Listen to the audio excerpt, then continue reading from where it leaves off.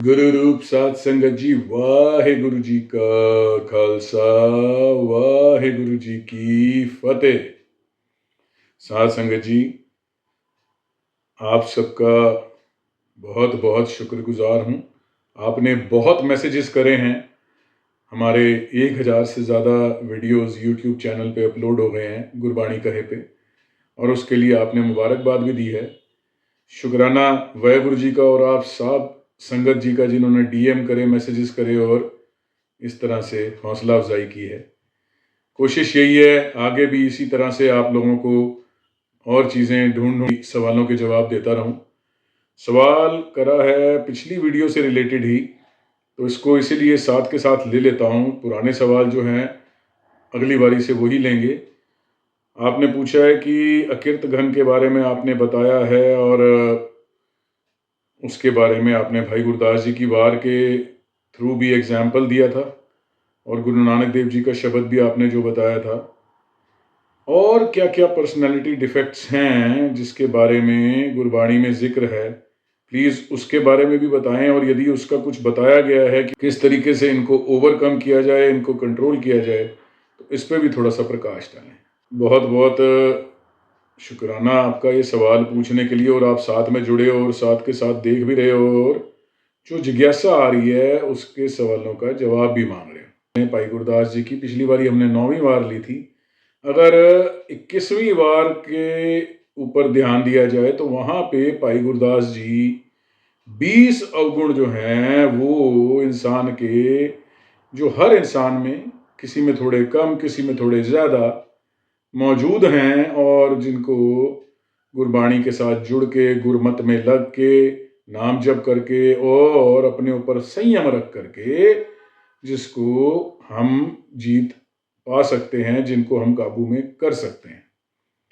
भाई गुरदास जी फरमान करते हैं, हऊँ अपराधी गुनहगार, हऊँ बेमुख मंदा। मैं अपराधी हूँ, एक क्रिमिनल हूँ, और अगर मौका मिले और मुझे कोई डर या खौफ ना हो तो मैं किसी भी तरह का अपराध करने से चूकूंगा नहीं। ये एक इंसान की, मतलब मैं मतलब इंसान की फितरत बताई जा रही है। हाँ अपराधी गुनहगार, अपराधी तो हूं ही, क्रिमिनल तो हूं ही, गुनहगार भी हूं, सिनर भी हूं। पाप करने से पहले भी नहीं घबराता, गुनाह और पाप, और उसके अलावा बेमुख भी हूं, एकदम बिल्कुल जिसका गुरु की तरफ मुंह नहीं है, बेमुख, जो हर तरह की व्यसनों में, गलत कर्मों में ग्रसित रहना पसंद करता है, बेमुख। मंदा, बुरा, एकदम ईविल, जिसको ईविल कहा जाए वो ईविल भी हूं मैं। चोर, यार, जुआर हूं, पर कर जो हंदा। चोर, थीफ, चोरी करने से पहले मैं रुकूं नहीं। अगर मुझे डर खौफ, कोई किसी तरह का कानून ना हो, किसी तरह की मुझ पे रोक ना हो, तो मैं चोरी करके रहूंगा। यार, यार मतलब एडल्ट्रेशन करने के लिए, काम के वश होकर के जिसके अंदर मेरी आसक्ति है उसके साथ संबंध जोड़ने से पहले उचित अनुचित कुछ भी नहीं, बिल्कुल जानवरों की तरह। जहां पे काम का वेग आया वहां पे जो दिखा उसमें शांत कर दिया। यार, जुआर, गैम्बलर, जुआ, जुआ खेलने से पहले नहीं सोचूंगा, चाहे मैं अपना सब कुछ उस जुए में क्यों ना लुटा दूं, मगर जुआ खेलना मेरे अंदर की प्रवृत्ति है। और पर घर जो हंदा, दूसरे के घर के ऊपर उसके अंदर क्या है, कैसा है, उसकी धन द्वारा अर्जित चीजें, उसका पैसा, उसका वैभव, उसकी पोजीशन, उसकी कोई घर के अंदर कोई जीव है, हर चीज पे मेरी नजर है। पर घर जो हंदा, मेरी गलत निगाह उसके घर की हर वस्तु, हर शय, चाहे वो जीव हो, चाहे वो धन हो, चाहे वो धन से अर्जित कोई चीज हो, हर चीज पे मेरी निगाह गलत है। निंदक, दुष्ट, हराम खोर, ठग देश ठगंदा। निंदक, निंदा करने से पहले मुझे सोचना नहीं पड़ता, मेरा स्वभाव है, मेरी जबान से अपने आप निंदा निकलती है। दुष्ट, मैं एकदम दुष्ट स्वभाव का हूं, मेरा मन कोमल नहीं है, मेरा मन कठोर है, मैं साकत हूं, हराम खोर, हराम खाने की मुझे आदत है। अपने हक हलाल का तो मैं छोड़ूंगा ही नहीं, मगर जो मेरे हक का नहीं भी है, जो दूसरे के हक का भी है, उसको भी मैं कोशिश करके अपने हाथ में ले करके और उसको भी अपना बनाने की कोशिश करता हूं। हराम खोर, हराम का खाने की मुझे आदत पड़ गई है। ठग देश ठगंदा, और मैं ठग हूं सबसे बड़ा। जहां मौका मिला मैं ठगी करने से नहीं चूकूंगा, और पूरी की पूरी कायनात, पूरी सृष्टि, देश जहां तक मेरी पहुंच है, मैं वहां तक बिना कुछ देखे, बिना कुछ सोचे, बिना कुछ समझे, चाहे वो मेरा कोई रिश्तेदार है, चाहे ब्लड रिलेशन है, चाहे मेरा कोई सगा संबंधी क्यों ना हो, उससे भी ठगी करने से पहले मैं चूकूंगा नहीं। चाहे वो मेरा कोई मित्र हो, चाहे मेरा कोई सखा हो, ठगी करने से पहले मैं नहीं रुकूंगा। बोलो सतनाम श्री वाहिगुरु। साथ संगत जी, जब पिछली बारी ऐसा कुछ एक जगह पे बोला ना, तो उन्होंने पूछा कि ये आप कैसे कह रहे हो जी, अपनों से क्यों ठगी करेगा कोई? तो जरा सी झाती मारो, इतिहास तो भरा हुआ है, और आज भी आप अपने आसपास देखोगे ज्यादातर ठगी, ज्यादातर धोखा, ज्यादातर गलत काम जो है अपनों के साथ ही किए जाते हैं। यदि अपनों के साथ ठगी या धोखा ना होता तो राम को वनवास ना जाना पड़ता। राज सिंहासन की तो बात थी ना कि भरत राज सिंहासन पे बैठे, तभी तो मां कैकेयी ने राम को वनवास के लिए भेज दिया था। यदि इतना सब ये झगड़ा ना होता और अपनों के साथ ठगी की बात ना होती, तो फिर इतनी बड़ी महाभारत ही ना होती। महाभारत का कोई मतलब ही नहीं था। महाभारत हुई तब जब अपनों के साथ ठगी, अपने के साथ धोखा, जगह जगह पे छल, जगह जगह पे कपट। तो इसलिए ये सोचना गलत है कि अपनों के साथ ठगी नहीं होगी। ठगी होती ही अपनों के साथ है। चोट पहुंचाई ही अपनों को जाती है। दूसरे से भला क्या चोट, कोई कितनी चोट पहुंचा लेगा? दूसरों के साथ लड़ भी लोगे, अपनों के साथ कितना लड़ोगे? कहीं ना कहीं जाकर के आदमी हथियार टेक देता है, खास करके वो जो अंदर से थोड़ा कोमल, थोड़ा सा निर्मल हृदय का होगा। तो ये बात बिल्कुल भी आपस में बहस योग्य नहीं है कि अपनों के साथ ठगी नहीं होती। ज्यादातर ध्यान दें तो ठगी अपनों के साथ ही होती है। काम क्रोध मद लोभ मोह अहंकार करंदा। काम, जैसे पिछली बारी बताया था ना, सबसे बड़ा चंडाल है अंदर काम, और विकराल रूप धारण कर रखा है। इतना तेज इसका वेग आता है काम का कि ये सही गलत सोचने की शक्ति ही खत्म कर देता है। बड़े बड़े ऋषि मुनि इसके आगे गए। इंद्र को देखो तो वो हालत खराब करके, आप विश्वामित्र को देखो तो अच्छे भले तपी, तपस्या में बैठे हुए, और कामवश होकर के उन्होंने अपनी तपस्या ही भंग कर दी। बड़े बड़े काम के लिए बड़े बड़े, और हम तो तुच्छ माना, मैं तो काम तो है ही है।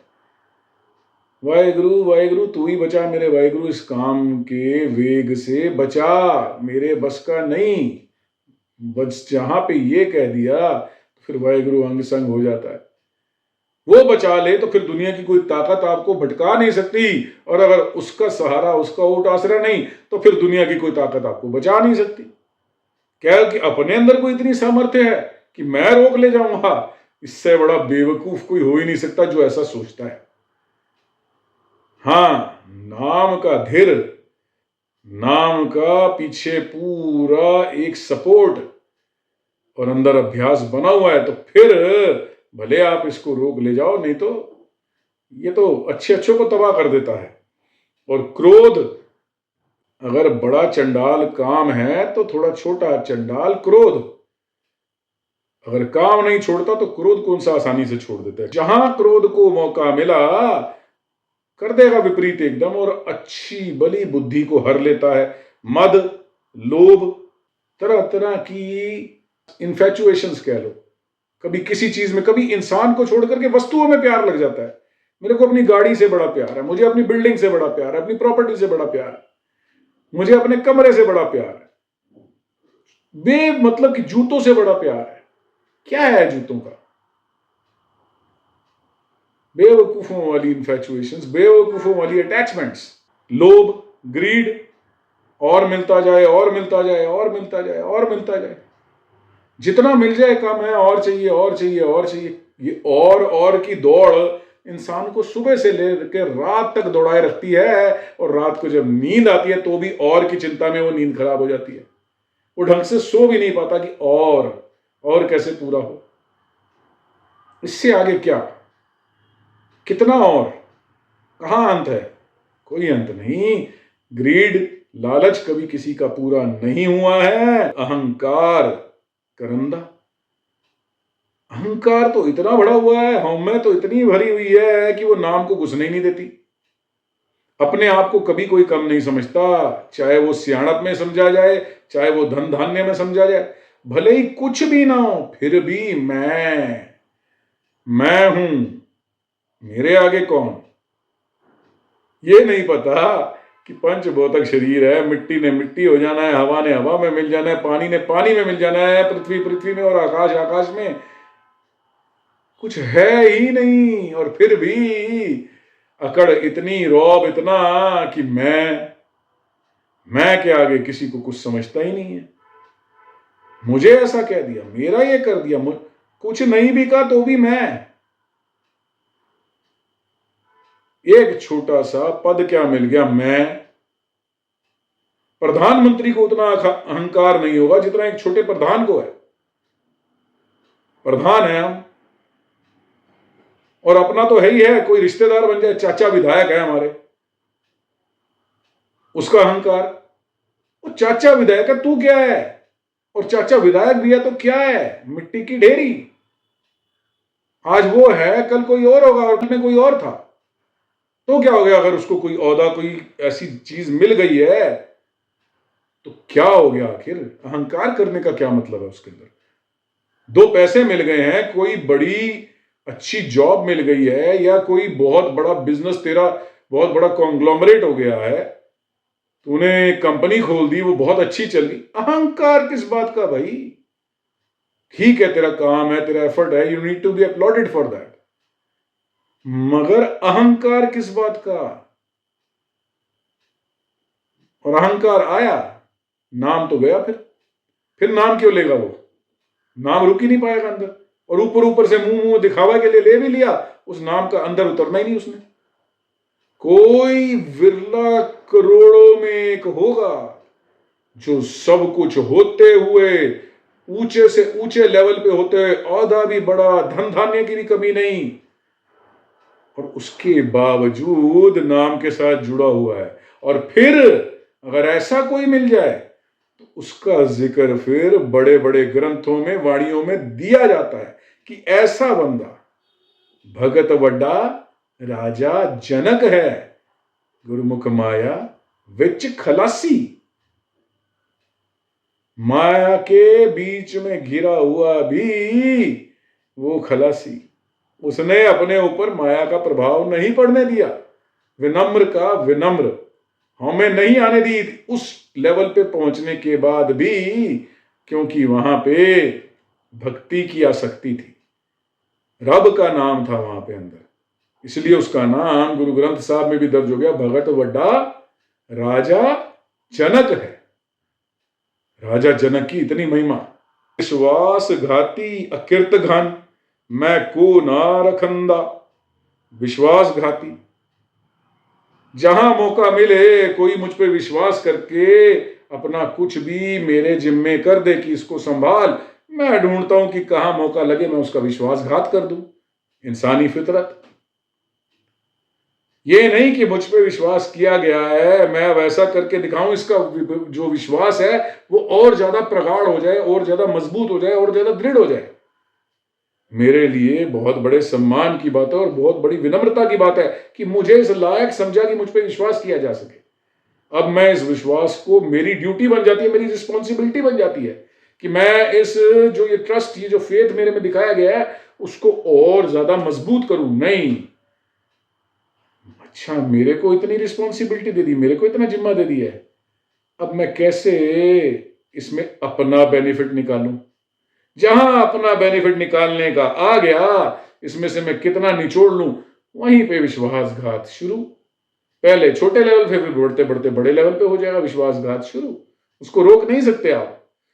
जहां यह आ गया कि हाँ मुझे ड्यूटी मिली है, मैंने पूरी करके दिखानी है, मैंने सर्विस देनी है, वही बात लेने की जगह देने का जज्बा आ गया, फिर विश्वासघात नहीं करेगा। मगर जहां अपना पर्सनल बेनिफिट निकालने का आया, वहां पे वो विश्वासघात करेगा ही करेगा।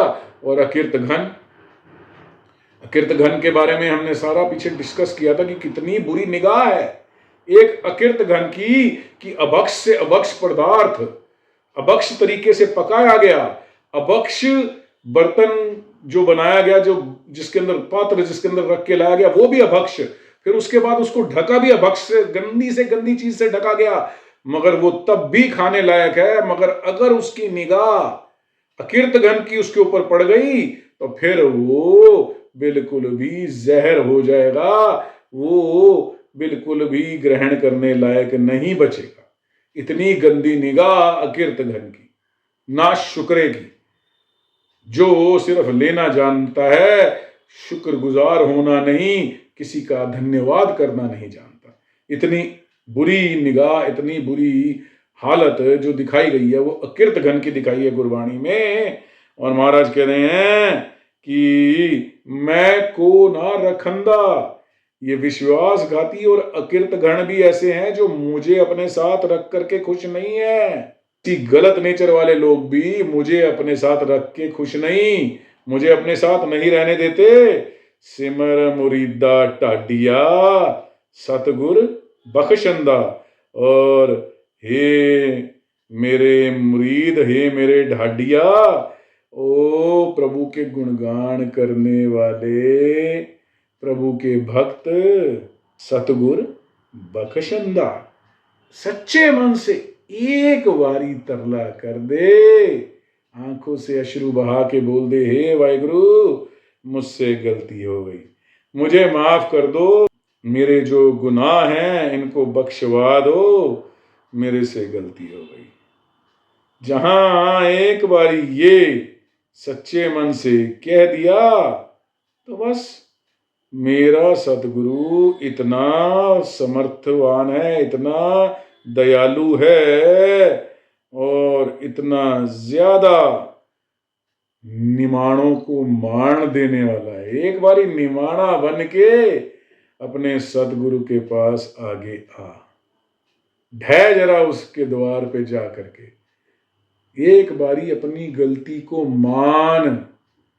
तुझे दिखी, ये भी वाहिगुरु की कृपा है कि तुझे दिखी, और अब दिख गई है तो इसको देख के अनदेखा मत कर, इसको देख, शर्मिंदगी महसूस कर और परमात्मा के द्वार पे जाके ढह पड़, गिर जा वहां पे, नतमस्तक हो और बोल वाहिगुरु बचा ले, मेरे से ये सब गलतियां हो गई हैं, तू ही बचा ले, मेरे बस का कुछ भी नहीं।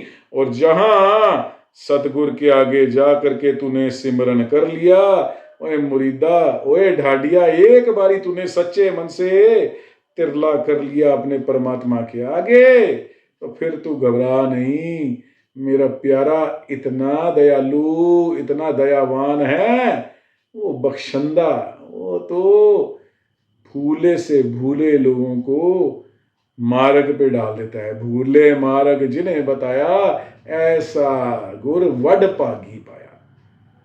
बड़ा भाग होगा अगर तू उसके दर पे जा करके माफी मांगेगा, वो बाहां पकड़ के तुझे इन सब से निकालेगा और तुझे बख्श लेगा, बशर्ते तू तौबा कर ले, आगे इस तरह के किसी चक्कर में फंसना और वाहिगुरु के ऊपर अपनी डोरी छोड़ दे। बोलो सतनाम श्री वाहिगुरु।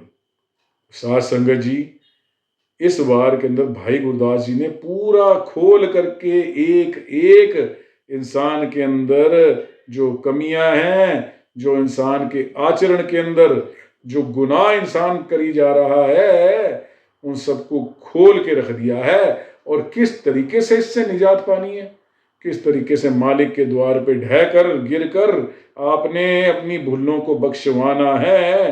और वो मालिक इतना दयावान है कि वो बख्श देता है, वो माफियां दे देता है। तो अब पूरा का पूरा क्लियर कर दिया उन्होंने, बस रास्ता मिल गया, इसको पकड़ो और इस पर चलना शुरू कर दो।